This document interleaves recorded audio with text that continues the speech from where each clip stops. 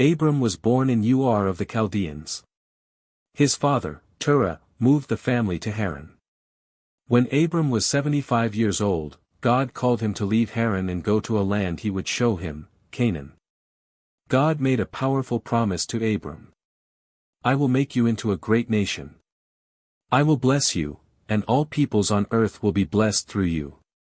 Obeying in faith, Abram left with his wife Sarai and his nephew Lot.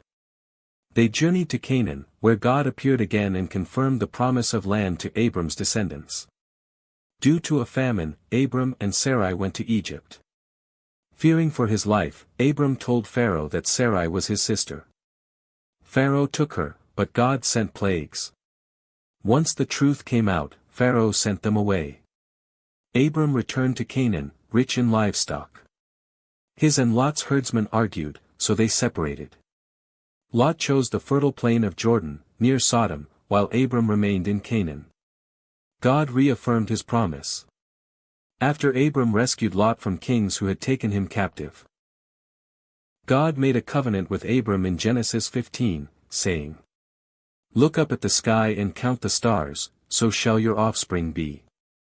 Though Abram believed God, he and Sarai grew impatient. Sarai gave her maid Hagar to Abram, and she bore a son, Ishmael. But God said Ishmael was not the promised heir. God changed Abram's name to Abraham, father of many nations, and Sarai to Sarah, princess. He confirmed the covenant and promised a son through Sarah.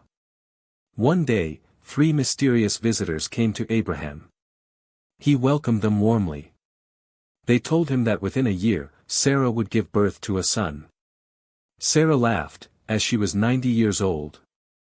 The Lord then revealed to Abraham that he planned to destroy Sodom and Gomorrah due to their wickedness. Abraham interceded for the cities, asking if God would spare them for the sake of 10 righteous people, but none were found.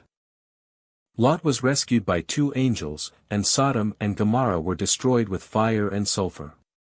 Lot's wife disobeyed and looked back, becoming a pillar of salt. At last, Isaac was born to Abraham and Sarah in their old age. Abraham was 100, Sarah was 90. His name means laughter.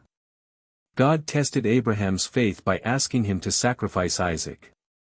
Obediently, Abraham took Isaac up Mount Moriah. Just as he was about to kill his son, an angel stopped him. A ram caught in a bush was sacrificed instead. God declared, "Because you have not withheld your son, your only son, I will surely bless you." This story is a powerful image of faith and foreshadows God sacrificing his own son, Jesus.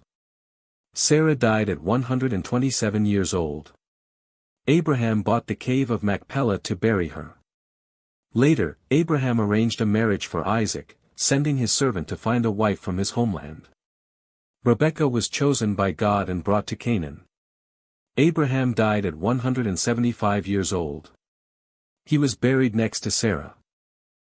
God's promises to Abraham were fulfilled over generations, through Isaac, Jacob, later Israel, and ultimately through Jesus Christ. Abraham's story reminds us of faith and obedience. Abraham trusted God, even when the promise seemed impossible. God's promises, Abraham's descendants became the nation of Israel. Testing and trust. Abraham's greatest test was trusting God with Isaac.